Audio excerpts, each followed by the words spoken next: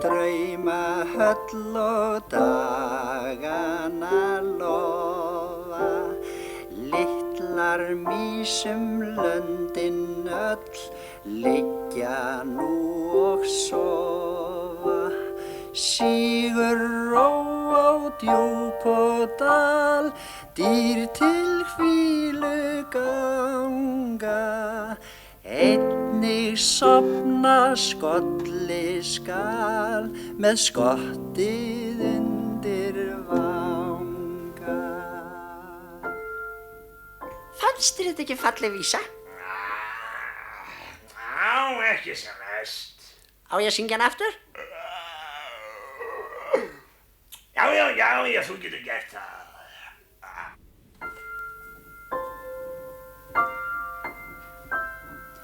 Dvel ég í draumahöll og dagana lofa.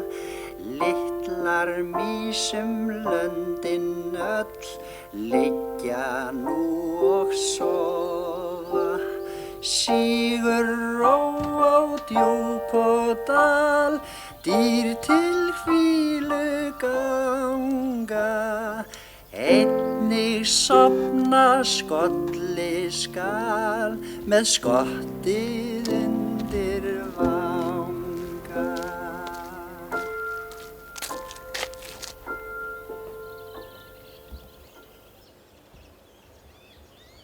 Þetta hérna, brekka, æskuheimili mitt. Pabbi byggði þetta 1934, jarðskjálftasumarið. Það sem kallað var Dalvíkur jarðskjálftinn. Og við fluttum úr húsi sem kallað voru Gránuhús og stóð neðst við sjóinn. Og hérna voru við systkinin, við vorum 6. Elst var Marta, hún var fædd 1907. Svo kom Gísli, bróðir minn sem var fatlaður. Hann var fæddur 1909 og Jónas 1900 og eitthvað, man ekki nákvæmlega. Og ég ekki með á hreinu fæðingardaga hérna systkinanna. Það var Sigrún og Jónas og Sigmann sem var næst yngstur. Ég var yngstur af þeim og ég er sá eini sem er á lífi. Þetta er svo, ég get ekki lýst það er svo eigin tói í mig. Já. Tógar í mig, gerir það. Og ég til dæmis afþakkaði Ameríkuferð, vildi ekki fara til Ameríku heldur til Hríseyjar á þeim tíma sko. Að fórna Hrísey fyrir Ameríku, hvað er ég að gera þangað? Það væri vitleysa. Tóm vitleysa bara. Já, ég er nú ekki hreinræktaður Hríseyingur. Ég er Árskógsstrendingur, fæddur á Víkurbakka í Árskógsstrandarhreppi. Nákvæmlega sagt Syðrivík, en þetta er það sem að Sveinn í Kálskinni er núna við hestaleguna sína. Og þarna var ég fæddur 1924 með naflastrenginn þrífafinn um hálsinn. Og hún var bara svo flink, þessi ljósmóð sem tók á móti mér, þess vegna er ég hér.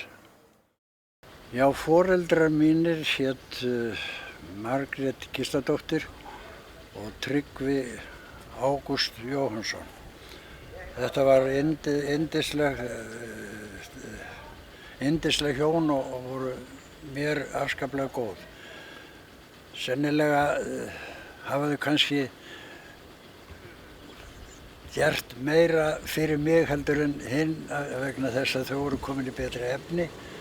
Pabbi var fiskimatsmaður hér, en á meðan hann var á ströndinni þá var hann á skútum og eftir að pabbi byggði þetta. Það var jarðskjálftasumarið 1934, 2. júní, sem við fluttum í þetta hús. Dalvíkur jarðskjálftinn. og ég var ægilega hræddur þá, alveg rosalega hræddur. Ég var að koma úr Kríkjaleit og Páll Galli Bergsson sem að leyfði mönnum að fara sko upp á helming. Og ég man að ég var með 13 egg og hugsaði, var að ganga fyrir vegginn á Syðstabæ, þessu sloti þarna upp frá. Og ég var að hugsa, hvað ætli ég fái nú, ætli ég fái 7 egg eða 6, sennilega fæ ég 7 egg af því að ég er bara svona smá strákur. Og svo man ég eitt meir fyrir það að ég ranka við mér þar sem ég ligg við vegginn á húsinu. Já. Og ég veit ekki mitt rúkandi ráð, reis á fætur, hélt að ég hefði slegist eitthvað bara óvart utan í vegginn, en kippurinn hann hent mér bara til svona. Þetta var rosalega skarpur jarðskjálfti. Já. Og ég þegar ég rís á fætur þá sé ég Krossarhnjúkurinn, fjallið hérna, að þar er moldurrok alveg upp í miðjar hlíðar. Og allt í einu þá slóða mig, já þetta er jarðskjálfti, því ég hefði eitthvað heyrt San Francisco og þennan mikla jarðskjálfta sem þar var. En ég tek á rás niður brekkuna og er með fötin í hendinni. Mér finnst hún vera fyrir mér, svo ég hend henni og hún rúllar niður hólinn þarna og ég sé hana út undan mér, en mamma hafði gefið mér þessa fötu, var voðalega falleg, þetta brjóstsikri og falleg glansandi baukur. Og í fátinu þá gríp ég þetta og stekk yfir hlið sem að þarna var afmarkað fyrir Syðstabæjarjörðinni. Og svo reyndi ég þetta seinna mér að koma hlaupandi og stökkva yfir hlið, þetta var ekki séns. Ég held að hafi bara komið kippur og svippa mér þarna yfir. Já. En þegar ég kem fyrir hornið á gamla Syðstabæ eða Hákallagjörundarhúsinu, þá var sonur Hreins Pálsson, hann hafði fengið múrstein sem hrundi ofan á þakinu og sprengti vöðvan hérna annan. Já. Ég var ekkert að spekulera neitt í því, hann var snöggtum yngri heldur ég sko, hefði verið með sjálfum mér þá hefði ég átt að hjálpa honum eitthvað sko. Já. En ég var bara að hugsa mig, hljóp heim alveg eins og kona sem var hérna í næsta húsi í kjallaranum, bjóð þar í kjallaranum, hún kom með sæng út og sagði Guð almáttugur, það var að koma heimsendir. Ja. Þá fór nú hjarta heldur bærilega stannað.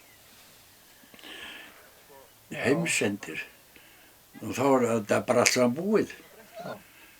Og svo mæti ég manni þegar ég er að hlaupa hérna upp í brekkuna og hann segir líka það er að koma heimsendir. Og þá var ég alveg öruggur að þarna voru 2 manneskjur komnar sem að sögðu að vera að koma heimsendir, það hlaut að vera satt. Og ég ætlaði að flýta mér heim og vera með skosti hjá mömmu þegar ég færist. Já. En þegar ég kom heim þá var hún búin að, því að það flúði allir út úr húsi, þá var hún þekkti kauða, hann var nú ekkert alltaf kjarkmikill. Nei. Og var komið með sængina mína út í brekkuna þarna fyrir ofan húsið. Já. Og ég var, held ég bara nær dauði lífi þegar ég loksins komst heil og höldu heim. En svo lagðist ég þarna út af og mamma breiddi sængin yfir mig og ég heyrði skruðningarnar sko. Og þá hugsa ég með mér, hún var alltaf hrynja og svo er bara allt í einu, þá kemur stórt gat og ég er þarna niður. Mikið lifandi svo sko var maður hræddur. Já. Alveg þess.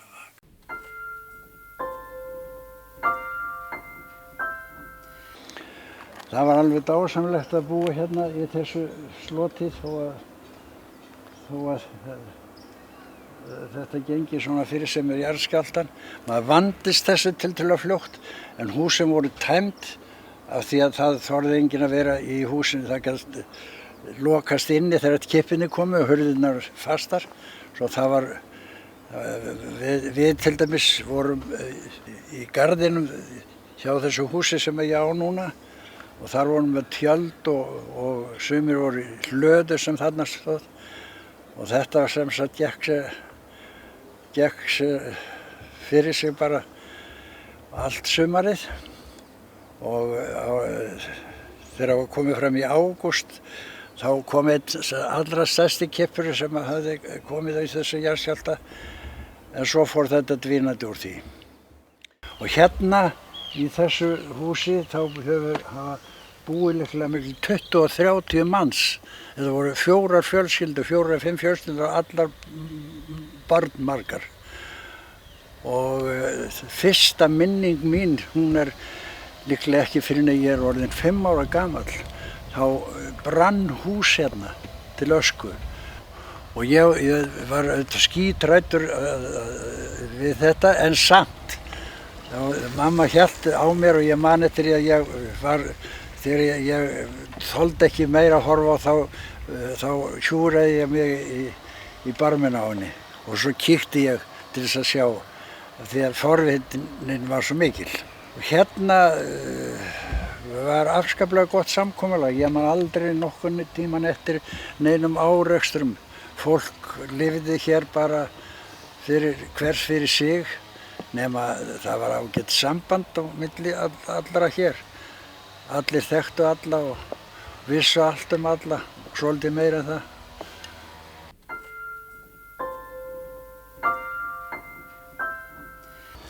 Fyrsta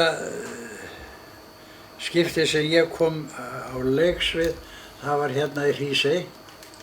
Þá var ég 14 ára gamall og ég lék gamla konu, ömmu þeirra sem var að kenna þeim á klukkuna. Og ég var svo nervös, eins og ég alla tíð verið, að þegar ég var að prjóna þá sneri ég því að mér sem átti að snúa frá. Mamma var að skamma mig fyrir þetta, eða ekki skamma, var að tala um það að þetta hefði nú ekki verið nógu gott. En svo hitti ég þetta fólk, þegar þetta voru fullorðið, þá hitti ég í Reykjavík og það mundi afskaplega vel eftir þessu. Þetta var stór kostleg sýning alveg. Já. Þetta var nú það fyrsta. Ég held ég hafi verið 19 ára gamall þegar ég sá fyrstu sýninguna, þessa fjallaeyvind. Og mér fannst þetta svo stórkostlegt að það satt lengi í mér.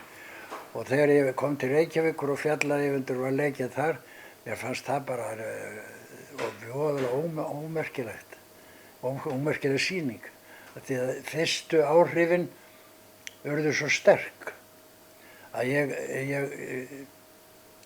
þó ég vissi það kannski fyrirfram að það var betur leikið í Reykjavík heldur en á Akureyri. Eða kannski ekki betur en allt öðru vísi. Já. Þetta var stór upplifun fyrir mig. En þetta kveikti samt ekkert í mér, ekki sem leikara. Það skeður ekki fyrir löngu seinna. Þegar ég ákveð að verða leikari, það var ekki strax og ég byrjaði. Heldur liðin 2 ár. Þegar ég lék í Iðnó, í Ævintýri og gönguför, lék þar Assessor Svale. Og það þótti merkilegt að ég lék hann allt öðruvísi heldur en aðrir leikarar gerðu. Ég hafði aldrei séð þetta leikrit, en textinn hann kallaði til mín og ég lék kallinn sem uppskafning í staðan fyrir að aðrir leku hann leiðinda pésa einhvern. En hann var bara svo merkilegur með sig sko og var stórt númer í sínum eigin augum og kannski fyrir aðra líka. En þá fyrst þegar ég fann að ég hafði tök á fólki, virkileg tök, vegna þess að mér fannst í hvert skipti sem að ég birtist á leiksviðinu, þegar ég var að fara út eða inn, að fólk tók virkilega þátt í þessu með mér sko. Og þá fann ég að ég gat haft tök á fólki og það var þá sem ég ákvað að verða leikari.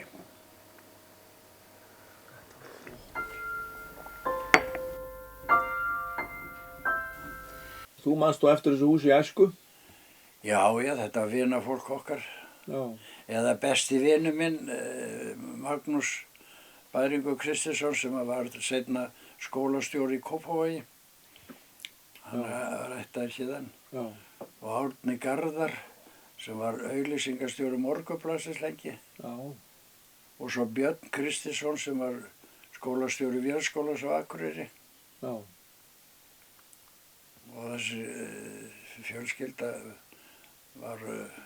Og hér var mannmargt í þessu húsi? Já, ég hefði 11 mann sem voru hér heil lengi. Já. Það hlýtur að hafa bara verið svoleiðis að það hefur sofið ofan hvort öðru. Já. Þetta var þegar ég var eitthvað 12 ára gamall, þá gekk hér taugaveiki faraldur og þetta hús var nýlegt. Kjallarinn, þar var fjölskylda í kjallaranum.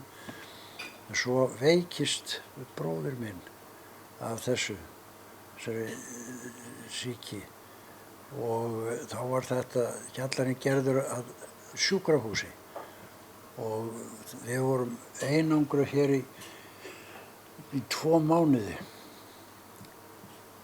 Það var hrikalegt fyrir 12 ára gamla strák og horfa á eftir krökkunum og hverjum degi í skólan og tilbaka aftur, en þau tók sér alltaf sveig hérna framhjá húsinu af því að það vissi enginn, eða ekki minnst kosti almenningur, að bakterían barst ekki nema við snertingu. En þetta var rosalegu tími. Svo loksins þegar við losnum undan þessu þá var vinur minn, Magnús Bæringur, sem átti heima í húsinu sem við eigum núna og við vorum alveg eins og saman klest kúskil. Við slepptum ekki, við kræktum okkur saman með höndunum allan heila daginn og svo glaðir. En þetta var hrikalegu tími. Og við máttum ekki fara út nema bara á kvöldin og þá yrðum við að vera í hvítum sloppum til þess að þekkjast frá öðru fólki að þarna var hættan sko. En það var nú ekki margir sem að mætti fljótir að forða sér að þau sáu hvíta sloppi. Síldarárin hérna, það var mjög merkilegu tími. Þetta fólki fjölgaði svo mikið hérna að það var stundum milli 900 og 1000 manns hérna inni á síldarárunum. Og það var nú margt sem að skeiði þá með böllin til dæmis og þeir slógust mikið dömurnar af því að þær voru fáar en þeir margir lágu kannski 60 skip hérna í vari. Þetta var bræla sem þeir kölluðu. Og þá gátu þeir ekki veitt neina síld í brælunni nema að þessar fáu stúlkur, þeir voru berjast, börðust þar sem sagt.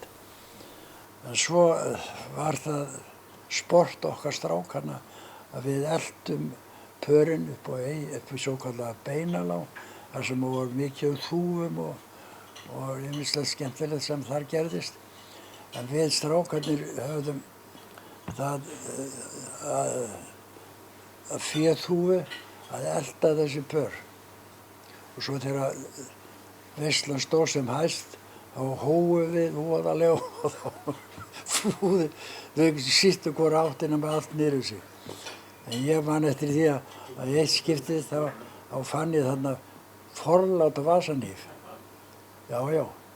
Svoleiðis að þetta var business í þessu líka, sko.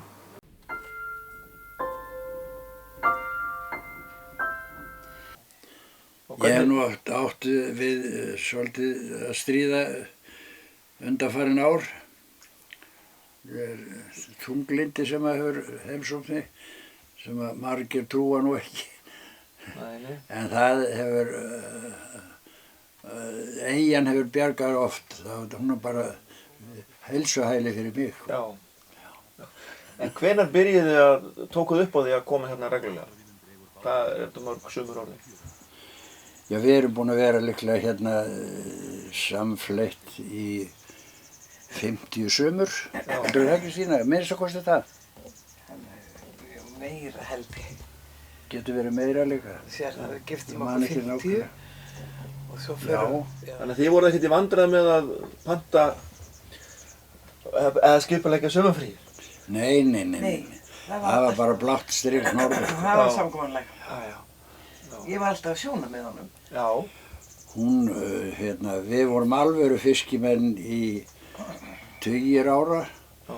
Svo kom þessi breyting hérna á fiskveiði lögunum að það voru 3 ár sem að trillukallar höfðu til viðmiðunar. Ég man nú ekki hvað ár það voru. Nei. En fyrsta árið af því fyrir mig, þá var ég veikur og komst aldrei á sjó. Og svo næstu 2 sumur þá fiskaðum við lítið svoleiðis að ég hefði ekki haft, eða við hefðum ekki haft nema 1 tonn út úr þessu. Svoleiðis að við bara þáðum það ekki.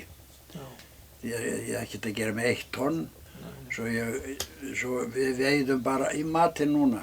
Já. En heilmikið af því þetta er 20-30 manna fjölskylda. Já. Já. Já, saltfisk og bútung og... Já. Sólþurrkum og ég veit ekki hvað og hvað. Þetta er lífið, sko. Já. Fyrir mig og hana líka. En nú eru 80 á liðin og þú heldur upp á níræðisafmæli næsta ári? Já. Hvað er alltaf heldur upp á afmælið? Ég er ekki alveg viss, ég var nú að spekulera í að bjóða, ég er í kaffifélagi þetta á kaffivagninum. Já. Og þeir eru ansi margir og ég var að velta því fyrir mér, ég er nú búinn að tala það við þá að þeir fái frítt kaffi og pönnuköku með rjóma. Já. En svo hitt veit ég ekkert Nei. Hvar ég held upp á það í raun og veru. Ætli það verður nú ekki eitthvað minna, ég veit ekki. Ég hugsa bara 1 dag í einu. Já. Ertu ekkert mikið fyrir afmæli? Nei, ekkert sérstaklega. En það í fjölskyldinni er mikið afmælisfólk sem að við verðum að taka þátt í auðvitað. Já. En ég er persónulega ekkert sérstaklega. Ertu ekkert mikið fyrir fjölmenni? Nei, það er nefnilega dálítið skrítið. Að mér líður illa, jafnvel þó ég sé ekkert, bara eins og ég er í dag, að þá líður mér illa innan mjög margt fólk. En það er svolítið sérkennilegt vegna þess að fólkið, það er akkurat það sem ég hef þurft á að halda til þess að halda vinsældum. Já. En samt fer það svona í mig og það hefur alla tíð gert það. Þegar ég var að skemmta hér áður fyrr, þá gat ég ekki með nokkur einasta móti farið og fram í sal til að tala við það eða eitthvað svolítið. Það var ekki til í dæminu. Nei. Þessi Bobbi þarna, Hríseyingar kalla Bobban. Þess að við sjáum þá var þetta nú ekki stórt fleið, 4,60 metrar á lengd. Og þegar að Örn kom með hann fyrir mig vegna þess að ég var ekki með neina kúlu, en hann með kúlu í sínum bíl og dró hann norður að kerjunni. Og þegar að ég kom einum degi eftir að Örn var búinn að vera hérna, þá stóð báturinn niður á plani og þá sagði þeir við mig, kallarnir, heyrðu Árni, hvenær kemur hann Örn með afturendan?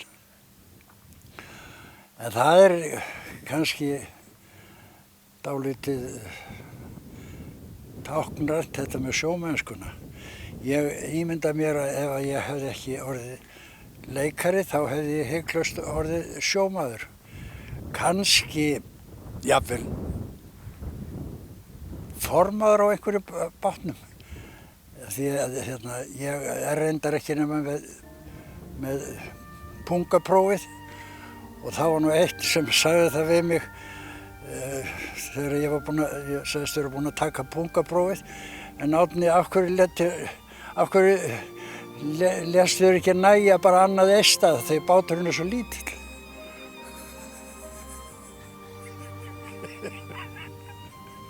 Mér fannst það bara lítið gott.